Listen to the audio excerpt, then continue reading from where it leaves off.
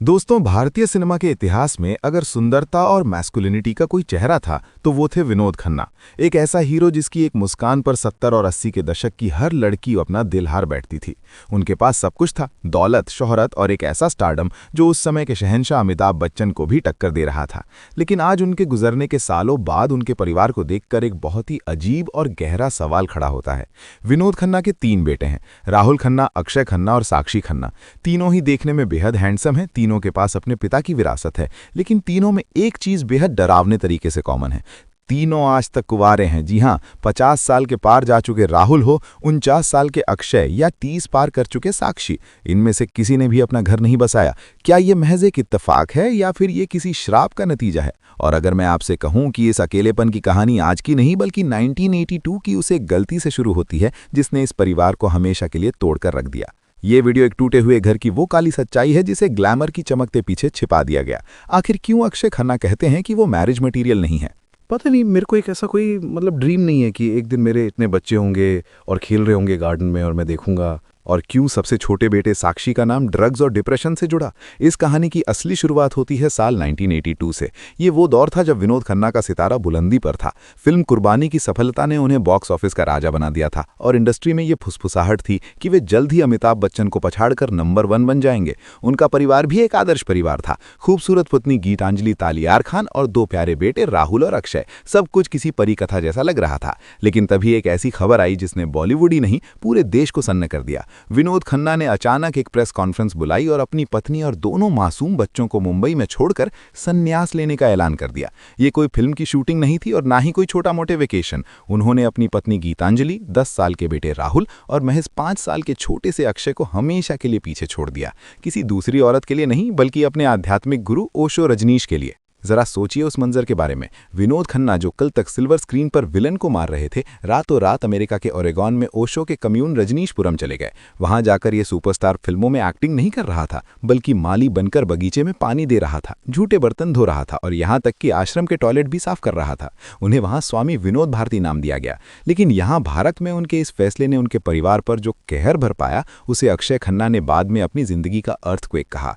5 साल के नन्हे अक्षय के लिए समझना नामुमकिन था कि उनके पिता जो उनके हीरो थे उन्हें छोड़कर क्यों चले गए। अक्षय ने अपने एक दर्दनाक इंटरव्यू में कहा था, एक 5 साल के बच्चे के लिए यह समझना असंभव था कि किसी के पास सब कुछ होते हुए भी वो संन्यास क्यों ले लेगा। संन्यास का मतलब है सब कुछ त्याग देना और उस त्याग में हम परिवार भी शामिल थे। ये बच्चों के लिए सिर्फ पिता का जाना नहीं था बल्कि ये महसूस करना था कि वे अपने पिता को रोकने के लिए काफ़ी नहीं थे। विनोद के जाने के बाद असली पहाड़ उनकी पत्नी गीतांजलि पर टूटा। गीतांजलि जो एक पारसी परिवार से थी और अपने ज़माने की टॉप मॉडल रह चुकी थी, अचानक 2 बच्चों के साथ बिल्कुल अकेले रह गईं। समाज और मीडिया के ताने अलग थे। लोग उनसे पूछते थे कि तुम्हारे पति साधु के साथ क्यों भाग गए, लेकिन गीतांजलि ने हार नहीं मानी। उन्होंने 1982 से 1985 तक यानी पूरे 3 साल तक विनोद का इंतजार किया। उन्हें उम्मीद थी कि शायद बच्चों की याद उन्हें वापस ले आएगी। वे फोन पर विनोद से बात करती, उन्हें घर की याद दिलाती, लेकिन दूसरी तरफ से खामोशी मिलती। जब 3 साल के इंतजार के बाद भी विनोद वापस नहीं आए और उन्होंने आश्रम को ही अपनी दुनिया मान लिया, तो गीतांजलि का सब्र टूट गया। उन्होंने समझ लिया कि अब वे और बच्चे विनोद की प्राथमिकता नहीं है। आखिरकार 1985 में उन्होंने भारी मन से तलाक की अर्जी दाखिल कर दी। इन 3-4 सालों में नन्हे अक्षय और राहुल ने अपनी मां को हर रोज पिता के इंतजार में घुटते और फिर अकेले संघर्ष करते देखा। यही वो समय था जब इन दोनों भाइयों के मन में ये बात गहरे तक बैठ गई कि शादी का मतलब सिर्फ दर्द और इंतजार होता है। पिता का वो संन्यास उनके बेटों के लिए अजन्म कुंबारे बनी वजह बन गया। अगर विनोद खन्ना के संन्यास ने परिवार की नींव हिलाई थी तो उस टूटन का सबसे गहरा असर उनके छोटे बेटे अक्षय खन्ना के दिमाग पर हुआ। आज 50 की उम्र में अक्षय खन्ना खुलेआम कहते हैं कि वो मैरिज मटेरियल नहीं है, और ये कोई मजाक नहीं बल्कि एक बहुत सोचा समझा कड़वा सच है। अक्षय का मानना है कि शादी का मतलब है अपनी आज़ादी का गला घोंटना। एक पुराने वायरल इंटरव्यू में उन्होंने साफ कहा था, मुझे जिम्मेदारी पसंद नहीं है, बीवी और बच्चों से बड़ी कोई जिम्मेदारी नहीं होती और मैं उस बोझ को उठाने के लिए तैयार नहीं हूं। मैं अपनी जिंदगी पर पूरा कंट्रोल चाहता हूं। जिस बच्चे ने 5 साल की उम्र में देखा हो कि परिवार की जिम्मेदारी ने उसके पिता को इतना घुटने पे मजबूर कर दिया कि वे सब कुछ छोड़कर भाग गए, उस बच्चे के लिए शादी एक पिंजरे जैसा बन गई। अक्षय ने सबकॉन्शियस माइंड में ये मान लिया कि अगर वे शादी करेंगे तो या तो वे अपने पिता की तरह भाग जाएंगे या फिर अपनी पत्नी को वही दर्द देंगे जो उनकी मां गीतांजलि ने सहा। इसलिए किसी और को बर्बाद करने से बेहतर उन्होंने खुद को अकेला रखना सही समझा। लेकिन दोस्तों, कहानी सिर्फ इतनी सीधी नहीं है कि अक्षय को कभी प्यार नहीं हुआ। 2000 के दशक की शुरुआत में एक ऐसा वक्त आया था जब खन्ना परिवार में शहनाई बजने ही वाली थी और दुल्हन कोई और नहीं बल्कि कपूर खानदान की लाडली करिश्मा कपूर बनने वाली थी। ये बॉलीवुड का एक ऐसा सीक्रेट है जिसे बहुत कम लोग जानते हैं। रिपोर्ट्स के मुताबिक करिश्मा कपूर और अक्षय खन्ना एक मैगजीन फोटोशूट के दौरान करीब आए थे और दोनों के बीच गहरी दोस्ती हो गई थी। उस वक्त करिश्मा का अजय देवगन से ब्रेकअप हुआ था और उन्हें अक्षय के शांत स्वभाव में सुकून दिखा। बात इतनी आगे बढ़ गई थी कि करिश्मा के पिता रणधीर कपूर खुद इस रिश्ते को लेकर बेहद उत्साहित थे। रणधीर कपूर को अक्षय खन्ना बहुत पसंद थे और उन्होंने खुद विनोद खन्ना के पास शादी का प्रस्ताव भेजा था। खन्ना और कपूर परिवार के बीच सब कुछ तय हो चुका था, यहाँ तक कि बॉलीवुड के गलियारों में शादी की तारीखों की अटकलें भी शुरू हो गई थीं। मगर फिर एंट्री हुई इस कहानी के विलन की, करिश्मा की मां बबीता कपूर की। जहां रणधीर कपूर इस रिश्ते के लिए राजी थे, वहीं बबीता ने अपनी वीटो पावर का इस्तेमाल करते हुए इस शादी को होने से रोक दिया। बबीता को लगता था कि करिश्मा उस वक्त अपने करियर के पीक पर हैं और अक्षय खन्ना का करियर बहुत डावाडोल चल रहा था। साथ ही अक्षय का स्वभाव बहुत इंट्रोवर्ट था, जो बबीता को अपनी बेटी के लिए सुरक्षित नहीं लगा। बबीता एक स्टेबल और अमीर दामाद चाहती थी, इसलिए उन्होंने अक्षय को रिजेक्ट कर दिया और बाद में करिश्मा की शादी दिल्ली के बिजनेसमैन संजय कुमार से करवा दी। विडंबना देखिए, आयरनी देखिए। संजय कुमार के साथ करिश्मा की शादी एक डिजास्टर साबित हुई, जिसमें उन्हें मानसिक प्रताड़ना और एक गंदे तलाक से गुजरना पड़ा, जबकि अक्षय खन्ना आज भी अकेले होकर सुकून की जिंदगी जी रहे हैं। इस घटना ने अक्षय को इतना गहरा जख्म दिया कि उन्होंने अपने दिल के दरवाजे हमेशा के लिए बंद कर लिए। उन्होंने देख लिया कि रिश्तों में प्यार से ज्यादा स्टेटस और पॉलिटिक्स मायने रखती है। इसके बाद अक्षय ने मुंबई की भीड़-भाड़ से दूर अलीबाग में अपना ठिकाना बना लिया, जहां वे आज अपनी शर्तों पर बिना किसी जिम्मेदारी के एक राजा की तरह अकेले रहते हैं। अगर अक्षय खन्ना ने अपने अकेलेपन को अलीबाग की शांति में छिपाया है, तो राहुल खन्ना ने अपने अकेलेपन को एक बहुत ही खूबसूरत और महंगे पर्दे के पीछे ढक रखा है। राहुल खन्ना को देखकर कोई नहीं कह सकता कि ये शख्स अंदर से अकेला है। सोशल मीडिया पर उनकी जिंदगी किसी हॉलीवुड राजकुमार जैसी लगती है। महंगे इटालियन सूट, लंदन और न्यूयॉर्क की आलीशान छुट्टियां और शानदार लाइफस्टाइल। लेकिन गौर से देखें तो राहुल खन्ना एक ब्यूटी क्लोनर की जिंदगी जी रहे हैं। उन्होंने खुद को एक बुटीक एक्टर के रूप में ब्रांड किया है, यानी वो काम बहुत कम करते हैं, लेकिन सिर्फ वो जो क्लासी हो। उनका इंस्टाग्राम अकाउंट गवाह है कि उनकी दुनिया में अगर किसी के लिए जगह है तो वो हैं उनके पालतू कुत्ते। वहां ना कोई जीवन साथी दिखता है, ना ही परिवार का कोई शोर शराबा। राहुल ने अपने पिता के बिखरे हुए घर से ये सबक लिया कि अगर जिंदगी को परफेक्ट और साफ सुथरा रखना है तो उसमें किसी इंसान पत्नी की एंट्री मत होने दो। उनका अकेलापन उदासी भरा नहीं, बल्कि एक सजाई हुई दुकान जैसा है जहां एंट्री बंद है। हैरानी की बात यह है कि जब अक्षय खन्ना को दृश्यम 2 या धुरंधर जैसी फिल्मों के लिए वाहवाही मिलती है, तो राहुल के सोशल मीडिया पर एक अजीब सा नाटा रहता है। ये इशारा करता है कि भाइयों के बीच भी वो गर्मजोशी नहीं है जो एक सामान्य परिवार में होती है। दोनों ने अपनी अपनी अलग दुनिया बसा ली है, जहां वे एक दूसरे को भी दखल नहीं देने देते। वहीं दूसरी तरफ खन्ना परिवार का सबसे छोटा चिराग साक्षी खन्ना, विनोद खन्ना और उनकी दूसरी पत्नी कविता के बेटे एक बिल्कुल अलग और भयानक अकेलेपन से जूझ रहे हैं। साक्षी की कहानी ग्लैमर की नहीं बल्कि संघर्ष और अंधेरे की है। 2011 में जब साक्षी सिर्फ 20 साल के थे, उनका नाम एक बहुत बड़े ड्रग स्कैंडल में आया था जिसने पूरे खन्ना परिवार की इज्जत दांव पर लगा दी थी। रायगढ़ पुलिस ने एक रेव पार्टी पर छापा मारा था जहां 290 लोग मौजूद थे और मेडिकल टेस्ट में साक्षी खन्ना को ड्रग्स लेने का दोषी पाया गया था। रातों रात विनोद खन्ना का बेटा एक बिगड़ैल ड्रग एडिक्ट के रूप में बदनाम हो गया।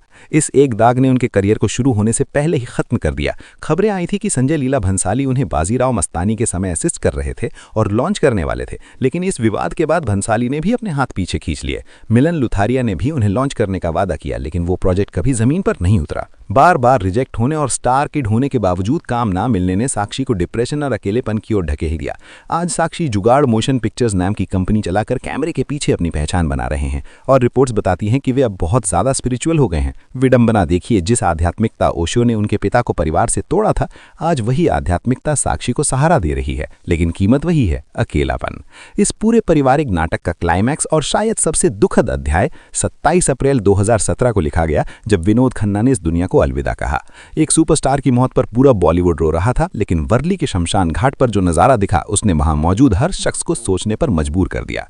हिंदू धर्म की सदियों पुरानी परंपरा और शास्त्र कहते हैं कि पिता की चिता को मुखाग्नि, अंतिम संस्कार की अग्नि देने का पहला अधिकार उसके सबसे बड़े बेटे का होता है। इस लिहाज से ये हक राहुल खन्ना का था, जो विनोद के सबसे बड़े पुत्र हैं। पूरी मीडिया और वहां मौजूद लोग यही उम्मीद कर रहे थे कि राहुल आगे आएंगे और अपने पिता की अंतिम रस्मी निभाएंगे, लेकिन वहां एक बहुत बड़ा और हैरान करने वाला उलटफेर हुआ। चिता के पास राहुल खन्ना नहीं बल्कि विनोद खन्ना के सबसे छोटे बेटे साक्षी खन्ना, दूसरी पत्नी कविता के बेटे आगे आए और उन्होंने ही अपने पिता को मुखाग्नि दी। ये महज एक रस्म नहीं थी बल्कि ये दुनिया के सामने एक खामोश ऐलान था कि विनोद खन्ना का असली परिवार अब कौन था। उस दिन की तस्वीरों और वीडियो को अगर आप गौर से देखें तो एक बहुत ही अजीब और दिल तोड़ने वाला मंजर दिखाई देता है। राहुल और अक्षय वहां मौजूद तो थे लेकिन वे किसी बेटे की तरह नहीं बल्कि साइलेंट स्पेक्टेटर्स की तरह एक कोने में खड़े थे। उनके चेहरों पर दुख था लेकिन वो अधिकार वाला भाव नहीं था जो एक बेटे का अपने पिता पर होता है। उन्होंने चुपचाप अपने छोटे सौतेले भाई को वो रस्म करते देखा जो उनका जन्मसिद्ध अधिकार था। बॉलीवुड के गसिप गलियारों में दबी जुबान में ये चर्चा शुरू हो गई कि क्या ये विनोद खन्ना की आखिरी इच्छा थी। क्या उन्होंने अपनी वसीयत में या अपने अंतिम दिनों में ये साफ कर दिया था कि उनका असली जुड़ाव अब सिर्फ उनके दूसरे परिवार कविता, साक्षी और श्रद्धा के साथ है, या फिर राहुल और अक्षय ने खुद ही पीछे हटकर ये संदेश दिया कि जिस पिता ने उन्हें बचपन में त्याग दिया था उस पिता पर अब उनका कोई हक नहीं बचा। कारण चाहे जो भी हो, उस जलती हुई चिता की लपटों ने ये साबित कर दिया कि 1982 में जो परिवार टूटा था वो मौत के बाद भी नहीं जुड़ पाया। विनोद खन्ना का जाना राहुल और अक्षय के लिए सिर्फ एक पिता का जाना नहीं था बल्कि उस आखिरी उम्मीद का भी टूट जाना था कि शायद कभी सब कुछ ठीक हो जाएगा। उस दिन शमशान में सिर्फ विनोद खन्ना का शरीर नहीं जला बल्कि उन रिश्तों की बची खुची राख भी हमेशा के लिए ठंडी हो गई। तो दोस्तों, विनोद खन्ना के तीनों बेटों 50 साल के राहुल, 49 साल के अक्षय और 33 साल के साक्षी का आज तक अविवाहित रहना बॉलीवुड की सबसे दिलचस्प और साथ ही सबसे दुखद कहानियों में से एक है। ये कहानी हमें सिखाती है कि माता पिता के फैसले बच्चों के भविष्य पर कैसा गहरा असर डालते हैं। गौर करने वाली बात यह है कि ओशो रजनीश, जिनके लिए विनोद खन्ना ने अपना परिवार त्यागा था, उनका दर्शन था कि परिवार एक मोहमाया है और बच्चों पर माता पिता का कोई अधिकार नहीं होता। अनजाने में ही सही, विनोद खन्ना के तीनों बेटों ने अपने पिता की गुरु के इस दर्शन को अपनी जिंदगी का सच बना लिया है। विनोद ने परिवार बनाने के बाद उसे त्याग दिया था, लेकिन उनके बेटों ने परिवार बनाया ही नहीं ताकि उन्हें कभी उसे छोड़ने या टूटने का दर्द न सहना पड़े। आज खन्ना ब्रदर्स के पास करोड़ों की दौलत है, नाम है, लेकिन वो एक चीज नहीं है जिसे घर कहते हैं। अक्षय का जिम्मेदारी से डरना, राहुल का परफेक्शन में छिपना और साक्षी का अंधेरे में खो जाना, ये सब अलग अलग रास्ते हैं लेकिन इनकी मंजिल एक ही है, अकेलापन। ये खन्ना परिवार की वो कीमत है जो उन्होंने उस 1982 के भूकंप के बदले चुकाई है। शायद उन्होंने ये कसम खाई है कि वे अपने पिता के इतिहास को दोबारा नहीं दोहराएंगे, भले इसके लिए उन्हें अपनी खुशियों की कुर्बानी ही क्यों न देनी पड़े। अब सवाल आपके लिए है और ये बहुत जरूरी सवाल है। आपको क्या लगता है, क्या अक्षय खन्ना का शादी न करने और जिम्मेदारी न लेने का फैसला सही है, या ये सिर्फ उनके बचपन का डर है जो उन्हें आज भी डरा रहा है? क्या एक पिता की गलती बच्चों की पूरी जिंदगी तय कर सकती है? अपनी राय नीचे कमेंट बॉक्स में खुलकर लिखें, क्योंकि हम हर कमेंट पढ़ते हैं।